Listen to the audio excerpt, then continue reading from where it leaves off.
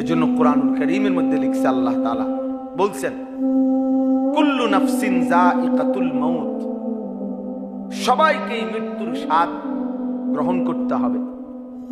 আমার শায়েখ বলেন, আল্লামা মুফতি মুশতাকুর নবী সাহেব হুজুর বলেন যে এটা কোনো লজ্জার কিছুও না, আশ্চর্য কিছুও না, এটা খুব আলোচ্য কোনো মূল কথা না।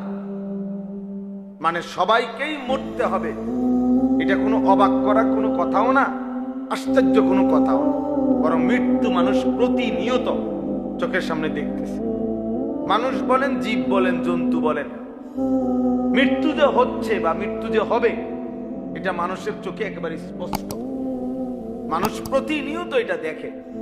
এটা হিন্দু, বৌদ্ধ, ইহুদি, খ্রিস্টান, নাস্তিক, মুরতাদ, যে আল্লাহরে মানে না সেও মৃত্যুকে মানে।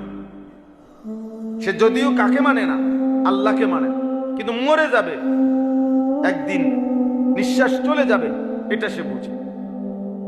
তাহলে মৃত্যু মানে মৃত্যুর স্বাদ গ্রহণ করতে হবে, এই কথা বুঝাই মূল যথেষ্ট না। মূল বিষয় হলো এর পরের কথাগুলো।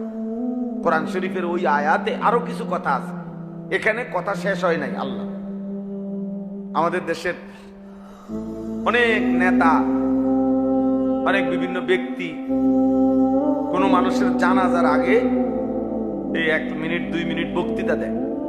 এই বক্তৃতার মধ্যে অধিকাংশই এই কথায় দূরে শুধু কয়, কুল্লু নাফসিন যায়িকাতুল মাউত, সবাইকে মৃত্যুবরণ করতে হবে।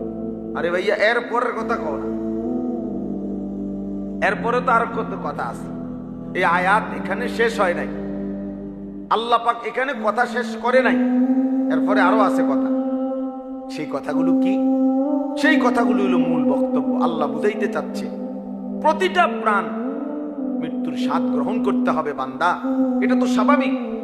তবে মেন বিষয় হলো ওয়া ইন্নামা তুওয়াফাউনা উজুরাকুম ইয়াউমাল কিয়ামা, তোমাদের প্রত্যেককে তার সারা জিন্দেগীর কর্মকাণ্ডের বিনিময় কিয়ামতের দিন পূর্ণভাবে দেওয়া হবে। পূর্ণভাবে দেওয়া অর্থাৎ তোমরা তোমাদের জিন্দেগীর হায়াতের বেঁচে থাকার প্রতি সেকেন্ডের ভালো মন্দ, আল্লাহর আদেশ পালন, নিষেধ বর্জনের যেটুকু পালন করেছো, যেটুকু করো নাই, আনুগত্য করছো যেদূর, অপরাধ করেছো যেদূর, প্রত্যেকটার পূর্ণ প্রতিদান তুওয়াফাউনা, প্রত্যেকের পূর্ণ প্রতিদান তোমাদেরকে হাসরের দিন দেওয়া হবে।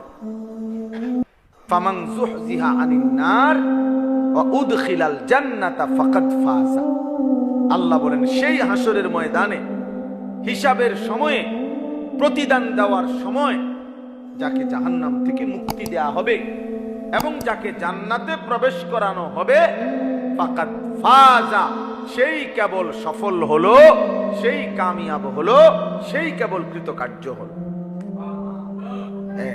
ওইটা হলো আসল বিষয়।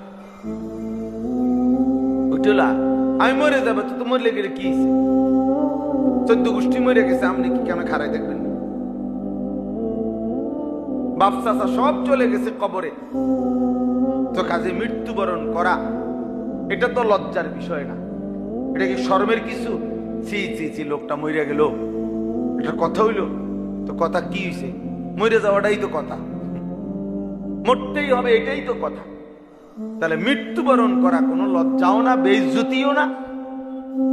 কিন্তু আসল বেইজ্জতি, আসল লজ্জা তো হাসরের ময়দানে ব্যর্থ হওয়া, হাসরের ময়দানে জাহান্নামী হওয়া, বাম কাঁধে আমলনামা পাওয়া, হাসরের ময়দানে মিজানের পাল্লায় ওজনে নেকি হালকা হওয়া, ফুলসেরাত পার হইতে না পারা, সেটা হলো বেইজ্জতি। আর এর বিপরীতে জান্নাতের ঘোষণা পেলে সেটা হবে সফলতা, সেটা হবে কামিয়াবি, সেটা হবে কৃতকার্যতা। এই জন্য আল্লাহ শেষে ওই আয়াত, এখনো শেষ হয় নাই, আরো রয়েছে কথা ওই আয়াত। এরপরে আল্লাহ বলে, অতএব বান্দা শুনো, শুধু শুধু তুমি দুনিয়া নিয়ে ব্যস্ত হইও না, শুধু শুধু দুনিয়ারই শুধু হিসাব মিলাইও না। অমাল হায়াতুদ দুনিয়া ইল্লা মাতাউল গুরুর, আহা বান্দা শোনো, দুনিয়ার জীবন শুধুই ধোঁকা, শুধুই ধোঁকা, শুধুই ধোঁকা, দুনিয়া শুধুই ধোঁকা, শুধুই ধোঁকা।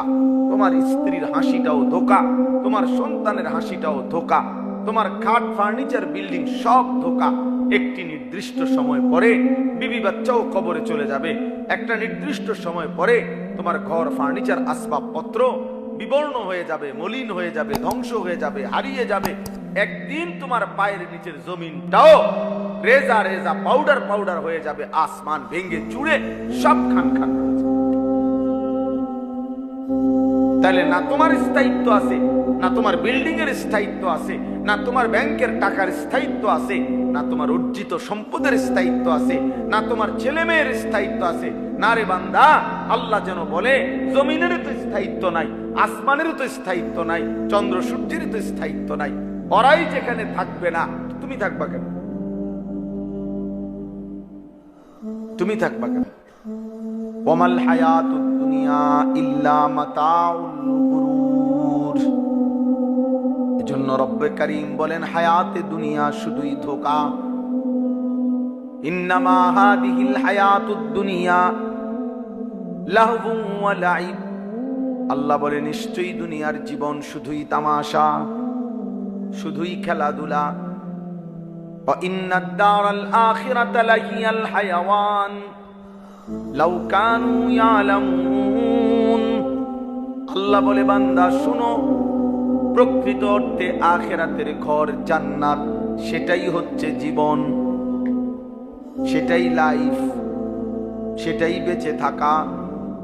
জীবনের সার্থকতা হবে তখন, জান্নাতে পৌঁছবে যখন। লাউ কানু ইয়ালামুন। আল্লাহ বলে যদি বান্দা আমি আল্লাহর এই কথাটাই বুঝতা, কত না ভালো হতো। যদি বুঝতা বান্দা দুনিয়া ধোঁকা, যদি বুঝতা আখিরাত আসল, তাইলেই ভালো হতো। কিন্তু তুমি বুঝলা উল্টাটা। ইয়ালামুনা যাহিরাম মিনাল হায়াতিদ দুনিয়া ওয়া হুম আনিল আখিরাতি হুম গাফিলুন। আল্লাহ বলে আমার বান্দা তোমরা দুনিয়ার জীবনের বাহ্যিক দিক উপরের অংশই কেবল বুঝলা, আখিরাতের ব্যাপারে গাফিল হয়ে রইলা। আখিরাতের ব্যাপারে দলিল বুঝেননি, জিজ্ঞাসা করলে বলবে বুঝি। কোরআন শরীফ পড়তে পারেননি, পারি না। মেল মিটিং দেন, দরবার সব বুঝেননি, কয় সব বুঝি। কিন্তু রুকু সেজদা সহি শুদ্ধ নামাজ বুঝেননি, না বুঝি না, না বুঝি না। বাংলাও বুঝে, ইংরেজিও বুঝে, ভাত মাছ চাল ডাল আলো বাতাস রোদ বৃষ্টি সব বুঝে। নারী পুরুষ হাসি কান্না সম্পদ ক্ষমতা মাতব্বরি সব বুঝে। দুনিয়া ভোগ করতে হয় কি কি সব বুঝে, আখিরাত বুঝে না, নামাজ বুঝে না, কোরআনুল কারীমের তিলাওয়াত বুঝে না। যা চায় শুধু দুনিয়া চায়, শুধু দুনিয়া, নিজের জন্য দুনিয়া, ছেলের জন্য দুনিয়া, মেয়ের জন্য দুনিয়া। মান কানা ইউরিদুল আজিলাতা আজ্জালনা লাহু ফিহা মা নাশাউ লিমান নুরিদ। আজানের জবাবে নিয়ম হলো রাসূলুল্লাহ সাল্লাল্লাহু আলাইহি সাল্লাম বলছেন, মুয়াজ্জিন যা বলে তোমরা তা বলো। সব হাদিসে এই কথা স্পষ্ট।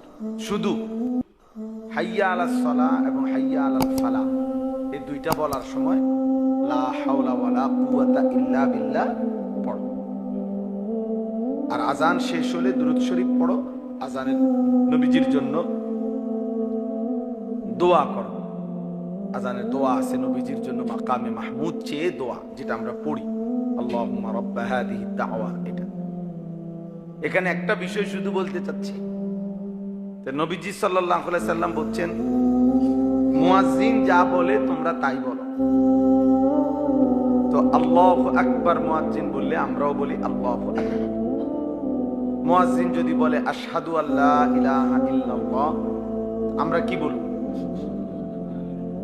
ইল্লাহ। এখন মুয়াজ্জিন যখন বলবে আশহাদু আন্না মুহাম্মাদার রাসূলুল্লাহ, তখন আপনি কি বলবেন? এই কথাটা আপনি দেখেন, অধিকাংশ মুসলমান কি বলে সাল্লাল্লাহু আলাইহি ওয়াসাল্লাম। তো এইটা নিয়ে নবীজি বলছে, নবীজি সাল্লাল্লাহু আলাইহি সাল্লাম বললেন মুয়াজ্জিন যা বলে তুমি তা বলো। তো মুয়াজ্জিন এটা নিয়ে কইছে আশহাদু আন্না মুহাম্মাদার রাসূলুল্লাহ। আপনি আগে এইটা বলতে হবে পুরাটা, এরপরে কি পড়বেন সাল্লাল্লাহু আলাইহি সাল্লাম পড়বেন। সেটা তো সব সময়ের আমল। নবীজির নাম শুনলে দুরূদ শরীফ পড়তে হয়, এটা তো শুধু আজানের আমল না, এটা আজানের আমল না, সব সময়ের আমল। তো সেটা তো আলাদা বিষয়, সেটা তো আলাদা পড়বেন। কিন্তু আপনি আশহাদু আন্না মুহাম্মাদার রাসূলুল্লাহ এটা কো বুঝছেন না, এইটা পড়ে না, এটা না পড়েই আশিক রাসূল, আর এটা পড়লে উনি হইয়া যায় দুশমনের রাসূল। এটা যারা ঠিক মতো পড়ে উনারা হইয়া যায় নবীর দুশমন, আর যে পড়ে না উনি হইয়া যায় আশিক রাসূল। আল্লাহ তাআলা এমন আশিক রাসূলদেরকে বিবেক দান করেন, আমিন, বিবেক দান করেন। চলেন তাইলে আমরা এই কথাটা এতক্ষণ ধরে বুঝাইলাম, এতটুকু কথা আমার দুইটা কথা বোঝানো হইল। এক নাম্বার কথা হইল আল্লাহর অনুগত, আল্লাহর প্রতি কৃতজ্ঞ, আল্লাহর হুকুমের আনুগত্যশীল বান্দা সর্বযুগে সর্বকালে বেশি না কম? কম। আর দুই নাম্বার কথা হলো আমাদের এই মৃত্যু পরবর্তী আমাদের জীবনের বেঁচে থাকার সার্থকতা, সফলতা।